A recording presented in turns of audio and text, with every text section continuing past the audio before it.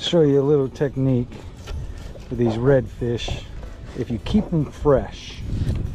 All right, a buddy of mine from Louisiana has taught me this, and it keeps your fish tasting so much better. Once you get this fillet off, I want to show you something right here.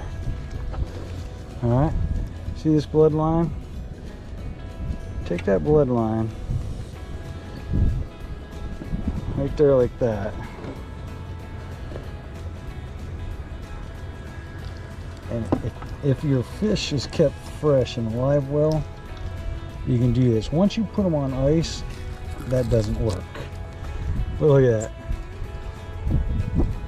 Takes that bloodline right out, and you don't have a fishy fish. Clean this up the rest of the way, and I'll be done.